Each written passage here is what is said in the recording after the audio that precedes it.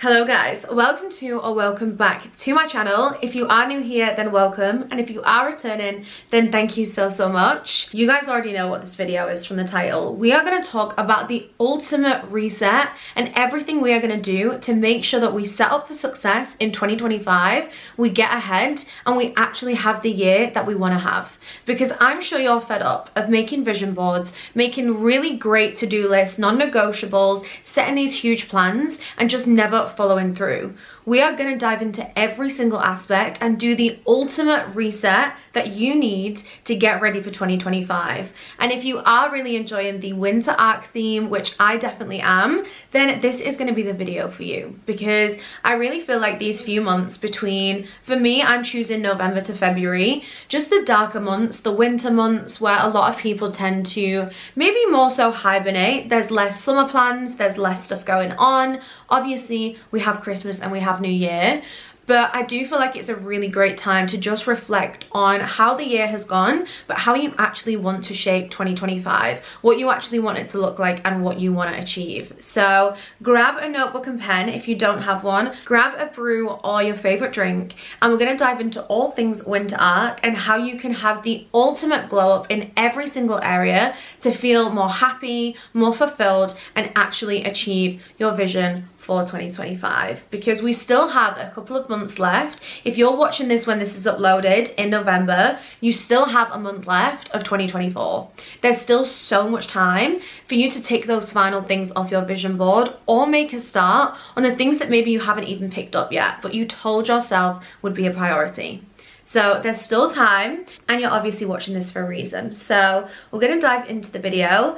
Grab a brew, get comfy, and let's dive in. So for me, as I said, winter arc is kind of spanning over November to February for me. Now, I kind of view March as when spring starts and when the plans start happening, we get the lighter nights. So for me, winter is spanning until February. Now, the first thing before you even think about any of the goals that you want to achieve and all of the habits, you know, maybe you want to get 10K steps in, you want to eat healthier, maybe you want to go to Pilates, whatever it might be, hold that until we get into the goal setting and the intention setting. The first thing that we need to do in order to glow up and actually take it serious is assess. And for me, I'm going to kind of give you guys my goals and what I'm working on, just to see if it serves as any inspiration for you or to help you with your planning. But for me, organization is so important. So the first thing that I will be doing before anything is a huge declutter. I'm talking your physical space, your mental space, and your digital space. So from a physical space perspective, this might be things like your wardrobe, your drawers, it could be your handbags, your wallet, anything that you just know is a little bit cluttered or neglected. Maybe it's full of things that don't quite serve you. And if you want an easy rule to live by, if you haven't used or worn it for the past 6 months and you don't intend to in the next 6 months, then it needs to go. Decluttering creates so much space for newness to come in, and there will be a lot that you just keep hold of that maybe doesn't serve you. Maybe clothes that just don't fit, and maybe you've been hoping they're going to fit again, but it's just not something that you've reached for. The same with notebooks. I know if you're watching this channel, you're probably similar to me. We love stationery, we love notebooks, but you probably have so many half-filled notebooks.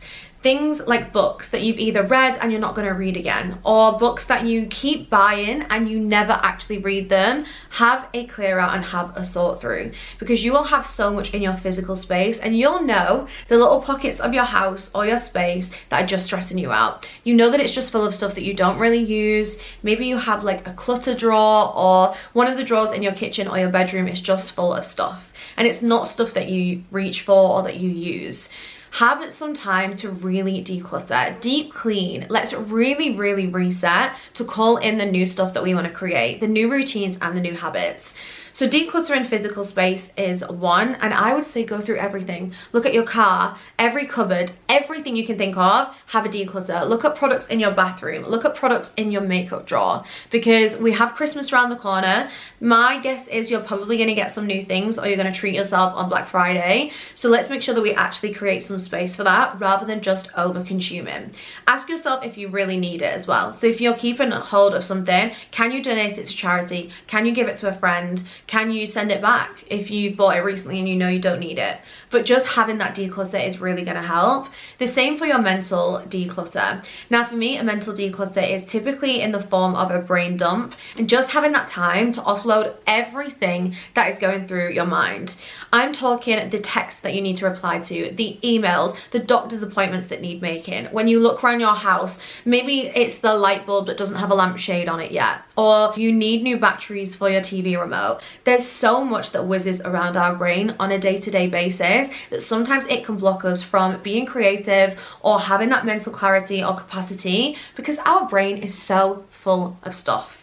And I'm going to give you an example to really kind of help you understand how much mental clutter can take space. But if you have done the washing and you have put a pile of washing on your dining table, your brain will keep hold of that information, which is, I know I need to put those clothes away. It will keep that in your brain until you do the task, because your brain is always like, right, I need to remind myself to do that. I need to remind myself to put that away. Yeah, think if that's one little example of just putting the washing away, how many other things and thoughts you have on a day-to-day basis, such as emails to reply to, things that you want to start, things you want to do, that are just whizzing around your brain. So my best bet for this is a big brain dump. Brain dump everything, things that are going on in your life, birthdays that are coming up, Christmas present lists, whatever is whizzing around your brain, get it onto a piece of paper, because it allows the brain just to leave it. It's like, okay, it's safe on a piece of paper, I can come back to it, I don't need to hold on to that information. And the same with a digital declutter. I'm talking your camera roll, your desktop, your laptop, your folders, your emails that you're subscribed to. Go through everything and have a declutter. Delete any duplicate images that you don't need. Go through your camera roll, go through your emails, look at who you're subscribed to and whether you still want to be subscribed to that email. Delete any emails that you don't need and really cleanse your space, because the same as our physical and mental environment, our digital environment is so important to a lot of us as a generation that spends a lot of time on digital products. So really think about your space and making it as clean, as easy to access, as calm as you can make it. Because you know, if your wardrobe is a mess, if your physical space is a mess, your mind can feel really cluttered. If your mind is really cluttered, it's really easy to get things like decision fatigue, to get stressed, to get overwhelmed, to get anxious, because you just feel like there's so much going on. And the same with your digital space as well. Things like forgetting passwords, not unsubscribing from emails and just being bombarded with them, not being able to find the information that you need because it's not organized. Declutters are gonna help you with that. And the best way to start anything new is to get rid of anything old that doesn't serve us. And it's a great time to do so before the new year. So the first thing that we're going to do is a big fat declutter. I also want us to reflect on 2024. I want us to get our vision boards out, if you did make one for this year, and really assess. Look at your goals and look at what you set out for the year. Look at the intentions that you created and ask yourself, how much time in 2024 did I actively put aside to call in my dream life? And to make my manifestations come to life, to make my dream life a reality? How much time did I actually give it, and how much did I prioritize it? Because reflection is really gonna allow you to understand either number one, where you've had amazing progress and you've not realized it. Number two, where maybe there's some things on your vision board from this year that maybe don't really align to you anymore. And I would really encourage you to check in with your vision board. I actually have a video where I checked into mine 6 months in and just really assessed what was still aligned or not aligned. But it's also going to allow you to really hold yourself accountable to maybe the things that you still want to be a priority but you've just not made time and space for. Reflect on them, because the chances are they're going to roll into the winter arc or into your 2025 goals and they need some attention. So we're going to do a big reflection. Now for me, one thing I'm really holding myself accountable for this year is to reflect on every aspect. This includes finances, this includes my spending, really understanding what I have spent on, invested in, what money I've made, what's going on in my finances, because this is something that typically I enjoy neglecting, and it's got me in some sticky situations in the past. For those that don't know, I got myself into quite a lot of debt a few years ago from, again, just blindly spending, overspending, overcommitting, and never actually reflecting, never actually pulling up my bank account and understanding what was going on. So that's something that's really, really important for me just to reflect on, is spending. I would also encourage encourage you to reflect on the year as well. And if you want to get your camera roll up once it's a little bit decluttered, then I would also encourage you to go through your camera roll from January to now and just reflect on the memories that are made as well, and really hold space for the goodness that's happened in your life this year. Because one thing that I find that a lot of us, especially when you're in like the personal development space, you are a high achiever, you want to achieve, you want to do winter arc, you want to glow up for 2025, is you can forget to reflect and hold space for the goodness that's already happened and just constantly be thinking about the next thing. So we're really going to hold some space to reflect on what's actually happened in 2024, what we can feel proud of, and where we need to hold ourselves more accountable for 2025 and the winter arc season. Now, if you want a tool to help you assess, then I would really encourage you to use the life audit. Now, you can get these offline, you can get them on Google Images, but it's essentially showcasing different areas of life: your career, your finances, your love, personal, recreational stuff, faith. Again, you can kind of score yourself out of 10 in each area and understand like how much effort am I putting into each of these, how fulfilled do I feel in each area of life. And it's going to really allow you to identify the gaps, especially for when you set your 2025 goals. I don't believe in vision boards to just be a source of inspiration and a mood board. I really feel like it needs to be thorough, and you need to understand where the gaps are in your life and where you really want to elevate or level up or really put some priority against it in order to make it happen. So reflection and assessment is so important because it's going to highlight the gaps and where you are or aren't aligned and fulfilled. So we're going to dive into the sections of the winter arc because I'm going to kind of go through some of mine. Mine are kind of split into 5 different areas of organization, health and fitness, business, finances, and routine. And there are other things that I definitely could include here, especially when it comes to goals and intentions. I really want to prioritize time with loved ones, taking time away from business to create the intentional time with my family. But this is more so from the winter arc perspective. So this isn't going to cover my whole 2025 goals. This is going to be covering essentially what I really want to lock in and focus on for November to February. So on organization, I have got my finances, as I said, really assessing and putting that time aside every single month to just understand what is going on, because I'm self-employed as well, which means I need an even better handle on my finances because it's not a set amount every single month. And I also have the capacity to increase that if I want to every month. So it's something I really want to be more clear on. I really want to build systems in the house as well. Now, obviously, once we've decluttered, we're going to have a lot of space to really understand how things work. But for me, when I talk about systems in the house, I'm talking about the routine and the way I do things, because I wanted a vanity in my wardrobe room. At the moment, I'm finding I'm doing my makeup straight after I've had a shower in my bathroom in my ensuite. And it's little things like that, the way that things work, the way that you reach for things, building out those systems that work for you. So, for example, rather than having all my clothes in this room, even though it's my wardrobe room, I'm building a new system out in my bedroom to house my underwear, my loungewear, and my pajamas, because it saves me going from the bathroom into a completely different room on the other side of the apartment just to get what I need after my shower. So I'm really trying to think systematically about how things work, how I use things, where I kind of need things, whether it's in my kitchen, etc., to build systems that work. And this goes for things like meal prep. This goes for things like finance, my routine, really building systems that work for me, creating space for things that I'm saying are a priority. So if that is a mini rail in this room that has my gym stuff out every single night ready for the morning, in a separate space where I can just go and make it easy for myself, then it's creating the space to do that. So systems are really, really important for me in the house, because it's going to avoid me procrastinating and giving myself a really easy excuse not to get up and do the things that I want to do. So systems are really important for me. And also building rhythm in business. So for me, this is rather than kind of taking it month by month and week by week, looking at what's in my calendar for the week ahead, actually building rhythm. And I have done this pretty well so far, but it's things like having set days for set priorities, only hosting client calls on specific days, only doing things in a rhythm so that I know by the first and the second Tuesdays of every single month, they are my membership calls. rather than every single month, I used to kind of wake up and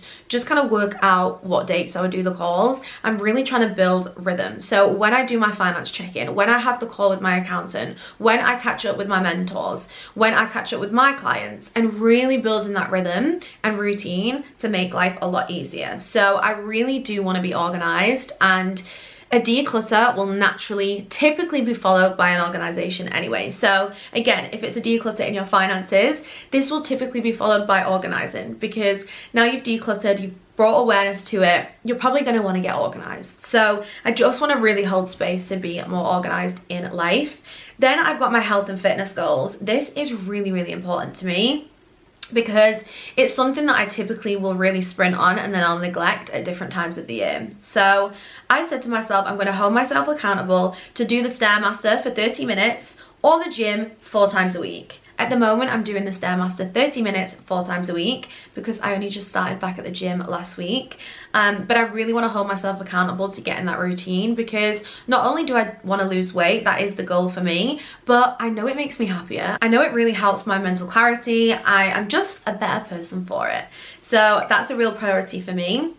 And one thing that I would say with goals as well is you might look at reinvesting. I am a big believer of like decluttering to hold space for new, e.g. in terms of gym wear. I've got rid of a lot of gym wear that I just don't feel good in, but I might reinvest to support this goal into stuff that I know I feel good in, because I'm 10 times more likely to show up when I feel good, when things make me feel good. So that's going to be something as a bit of a reward as I keep going on my journey to kind of motivate me. The next one is my water intake, which has dramatically increased, but I really want to keep going with it because I've cut out carbonated drinks. Now, I used to be a Pepsi Max addict, to be honest. I think I would actually be allowed to call myself that. I would have like 4 or 5 cans a day sometimes, and it just used to really bloat me out. It used to make me feel sluggish. It used to almost act as a replacement sometimes for when I was hungry. So it was really creating unhealthy habits. Now, when I went to Bali and did the spiritual retreat, I cut out carbonated drinks that week, and I came back and I've managed to carry it on. So I really want to stick to that and replacing that with water or drinks that are good for me. I also want to continue with HelloFresh and cooking fresh as much as I can, because I used to be the typical culprit that just didn't really look after myself. I am a business owner and a businesswoman, which meant 90% of my time was focused on that and output and achieving things. And I used to neglect my nutrition and the things that actually were going to make me feel good. I used to neglect them all the time. So I've really found that HelloFresh has helped me just get into a routine, and with my boyfriend as well, because that used to be really difficult on a night, just spending so much time working out what to eat. Now we've got HelloFresh, it means I don't even need to think about that. It's not in my mental clutter, because I just know that that meal will be made for the night. It's forcing me to cook as well. I'm experimenting with new foods. I've tried beef again, which I've not eaten for years. I'm trying lamb again next week, and it's just allowing me to experiment a little bit more. And I'm also really forcing myself to switch off when I cook as well, because as someone that's really wanting to tap into more of her slower feminine energy, I've really found cooking is a good way to do that, rather than just banging a meal in a microwave or cooking up something really quick just to make dinner and not really prioritizing what I'm putting into my body and how I'm fueling it. But also, like, cooking's actually quite fun when you get in the flow with it too. So I really want to do that, and of course all of this is to lose weight. So I do want to lose weight, I want to get in a healthier routine, and I actually want to really focus on my old lady body. I know that sounds crazy, but I want to think about like the me who's 60. She's going to thank herself for what I do now in my 20s. So I really want to prioritize my health and fitness.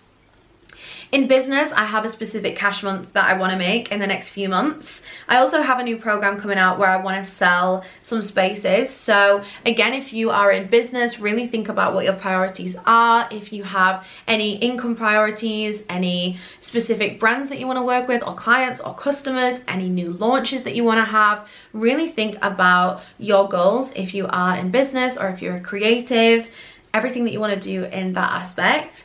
I also really want to focus on selling out my next Bali retreat, which is in March. So that's a real priority for me. The same with showing up on my social media platforms. Now, if you have followed me on YouTube and you've been a loyal subscriber, you will know essentially from the moment I sold my house to when I moved into this apartment, my YouTube kind of just went ghost. And I felt like Instagram did the same, TikTok did the same. I just didn't really have a routine, and that is something that I am refusing to do again because it's so important to me. So really showing up on YouTube, TikTok and Instagram are beyond important to me because I really do love social media. I love the opportunities that come from it, and I refuse to neglect it. So in business, that kind of falls into it as well, although it is slightly separate, is to stay consistent and to really get into the habit of posting almost every single day, especially on TikTok. I really want to post every single day. I want 2 YouTube uploads a week, and I also want to get more consistent on Instagram as well, because at the moment I'm like comfortable leaving it like 2 months, and that is not like me. So those are my business goals. My finances, I have a goal to build a specific amount in cash flow for my business. I want to begin saving consistently again. I got into such an amazing habit, and then I've just kind of fallen off. Now I've got the apartment, and I think I've really learned what my motivators are, and this might be something for you, especially when planning out your goals and your winter arc priorities, is understand where you're motivated. Because I can save so well when I have something to save for. I can make money when I know I need to make money for something. I can go to the gym if there's like a real easy, tangible goal in front of me. I know that I show up. But when things are going good, I also need to learn to find that motivation to carry on. So when I feel like I have done really well with saving, carrying on and not just being like, okay, I can stop now. So that's something that's really important to me, is begin saving consistently. I also want to cancel any subscriptions that I don't need, because I know I have so many. I also really want to commit to not overspending or overcommitting myself to plans, because boundaries is something, I don't know about you guys, but I struggle with boundaries, especially when it comes to other people. And I find that quite a lot of the plans that I do, or a lot of the things that I say yes to, are sometimes kind of adhering to everyone else's priorities of what they want to do. And if I'm going to gain financial maturity and control over my time as well, because I've got a lot to achieve in this winter arc season, I want to lock in and really show up for myself, I need boundaries. And when I'm looking at my finances, I was committed about 3 months ago. I was committed to almost having a trip or a vacation or a retreat or something where I was out of the country nearly every single month. And if I'm looking at going to the gym consistently, building my finances, creating routines at home, and I also have another business, which is Studio 22, which is a content studio, I need to be around. And I now have a boyfriend, I now have commitments here where that kind of stuff doesn't serve me. And there's so much that I kind of say yes to so far in advance, because I think by the time it comes around, I'll be excited for it. And actually, if you do not feel like you want to say yes to it, if it was going to happen tomorrow, I would say no.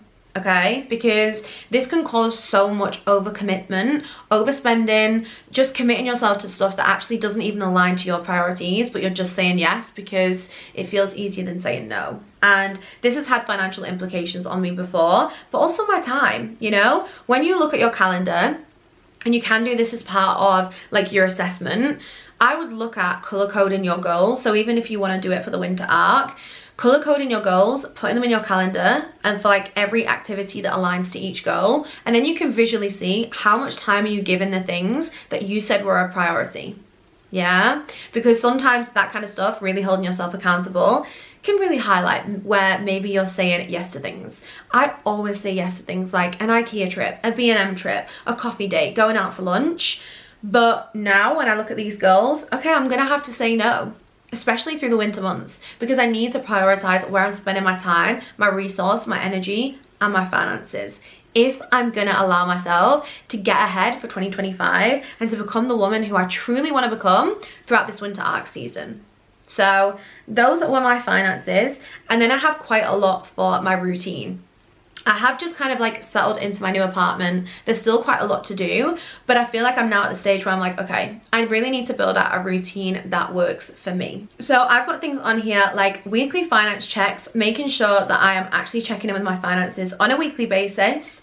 Weekly pamper nights as well. Now I have a pretty strong routine with my skincare and things like that, but I really want a weekly pamper night. And this might include things like my everything shower, doing a face mask, just taking that pamper to the next level and having that self-care time, because I really want to prioritize when the time I'm not working, I want to prioritize not just scrolling on my phone, not just being on my phone, like taking time, doing self-care activities, having a weekly pamper night, but also having an evening routine, because I find it's really easy to build a morning routine of just like getting up, maybe exercising, having breakfast, journaling, maybe you want to read on a morning, whatever works for you. But I find it's my evening routines that I really struggle with. And again, I'm not on my own all the time. I think when I was single, I found this a lot easier because I spent a lot of time on my own, whereas now it is a little bit different, but I still owe it to myself to achieve my goals. So I really need to build out an evening routine of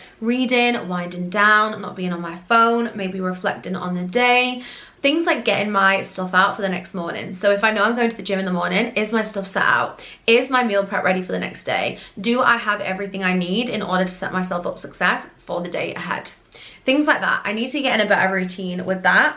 Also things like journaling, colouring. I really want to get into colouring. I don't know about anybody else, but if you've been on TikTok and you've been seeing those colouring books, like the thick ones with the felt tip pens, I really want to get into colouring because I don't really do a lot as a hobby anymore. And if you are an entrepreneur or a creative, you might probably find that you fall into the same trap that I do, where everything that I enjoy becomes monetized. So I loved YouTube. This has now kind of become my job. I love doing TikTok and Instagram. They became my job. I loved mentoring people and personal development. That then became my job. I loved business and business strategy. It became my job. And I feel like I really want something that just is a complete switch off. There's no pressure. There's no like end goal necessarily with it. It can just be something that I do. So I really want to start colouring. Reading, which I have actually started this year. I've really got into reading fiction. And again, this is probably something I can factor into my evening routine. But I want to start reading more. Like personal development on a morning and fiction on an evening before bed. Because personal development is a really great way to start the day because you have the rest of the day to reflect, to action. When you feel really inspired and you're like, yeah, I want to change my life, or you have them light bulb moments, it's so much better to have them on the morning when you have the whole day to kind of implement an action rather than reading personal development before bed, because you're almost kind of like awakening the mind, you're inspiring yourself before you're trying to go to sleep. And often this is where you might find yourself awake at night thinking about all the things you want to do to improve and change your life. So I prefer fiction on an evening because it allows the imagination to really just tap in, and obviously you're about to enter a dream state when you go to sleep, so it kind of works to have it that way around. I also really want to prioritize time away from scrolling as well, because yeah, I can be really bad for it when I have time to do so. And a routine of cleaning and tidying my space every single day, because I'm somebody that will just get really stressed out of nowhere because I feel like things are a mess and then just go for it. But actually I might have had something else in my calendar then that was a priority to do in that time, but something's really distracted my attention. So when you can really build routines that hold space for things that you do on a regular basis, you'll probably find that you procrastinate less because you're getting more done in the time. And this is something else with Winter Arc. This is a bit of like motivation but also accountability if you're watching this, because I know you're not watching this video because you want 2025 to look like 2024. If you are thinking about entering the Winter Arc trend and the season of getting ahead, chances are you maybe feel like you're a little bit off on what you wanted to achieve this year and you want to go a little bit harder. My best advice is limit the amount you consume and focus on what you create. And what I mean by this is, if you are watching this video now to get inspired to do a big reset in all areas of life, and then you go and watch 10 other YouTube videos, all you are doing is hoarding knowledge. You are just consuming so much knowledge. But the people that are going to get ahead are those that are going to consume the knowledge, reflect on it, understand how it can fit into your life, and then action and implement this. Because it's really easy to get motivated by hundreds of YouTube videos and reading books and listening to podcasts, but actually listening to that does nothing if you don't take the action. So it really is about focusing on how you want to show up, how you want to prioritize these goals and put them in your daily routine and your non-negotiables, but really dig deep and find out what it is that you want to prioritize. For me, it is more the health of myself, my finances and my business, and it really is making sure that they are in the best position possible so that come February, when I've already started on my 2025 goals, I can build out these rhythms, these routines and these habits to get me ahead for the rest of 2025.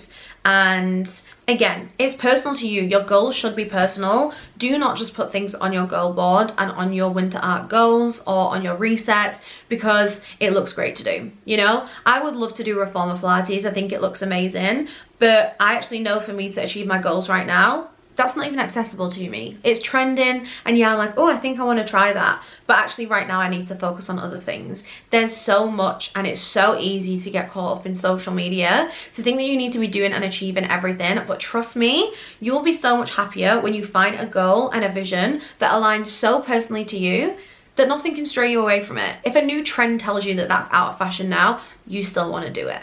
So I really would encourage you to get super clear on what's important for you over this next season and lock in. What is going to make you show up the most accountable? Is it having an accountability partner? Is it vlogging it every single day for YouTube or documenting it on TikTok? Is it having an accountability group? Is it making sure that you put things out the night before, so your gym stuff is out, your water is ready, your bag is packed, your outfits are planned maybe on a Sunday night for work so that on a morning you're not stressing. Monday to Friday, you know what you're wearing. Really think about the routines and the way that you can make it the easiest that you can to achieve these goals, because when it gets even harder and you don't want to do it, let's say this thing's already hard, the gym. Let's say the gym's already, you don't really want to go. Then you've got no outfits that make you feel good. You're also not organized, which means that when you go to find a sports bra, you've actually forgotten to wash it from the time that you went before. Or it's in the wash, or you've left it somewhere, I don't know. But you want to make it as easy as possible. You want to remove as many barriers to getting it done as you can. You want to create space to make it easy, because by the time it's a habit, you then won't even be thinking about this stuff. But if you're really looking at accelerating something that maybe you've fallen off the bandwagon on before, maybe you know that you've neglected it as a priority, make it easy. That's why for HelloFresh, I just said, okay, I'm going to do that. Because I know if I have to sit and plan meals and go into the supermarket right now and really think about all the ingredients that I need, it is going to add a block. And I am probably going to try and choose an easier alternative because I've got other things that I want to think about. So where you can kind of remove those barriers, it's really going to help you. So that is my overall winter arc chat. I am trying to vlog every single day on TikTok to hold myself accountable for getting my shit together before 2025. But I want to know what your goals are. Feel free to pop them down below. Remember that this is your journey, okay? It's not about the aesthetic Pinterest version of life. It's about you creating things that are actually going to help you succeed. And whatever's going to make you do that, make it easy for yourself. Do the things that are going to motivate you. If you want to create a whole new mood board for winter arc, I did mine here, then do it. Do whatever you need to do to ensure that things get easier. And you'll definitely notice along this journey as well the things that you either want to build in or take out of your routine. So I hope this video has helped. Let me know what your goals are if you want to share. I'll keep you guys updated as I'm kind of on this journey, but I really am dedicated to showing up and not having these few months where I'm just like, the year's over, let's give up, you know, we can start again in January, because we have the perfect opportunity to get ahead, reflect, and hold ourselves accountable. So I look forward to hopefully chatting to a few of you guys about what it is that you're achieving. If you did enjoy this video, please make sure to give it a huge thumbs up. Don't forget to subscribe it before you leave if you haven't already, and I'll catch you in the next video.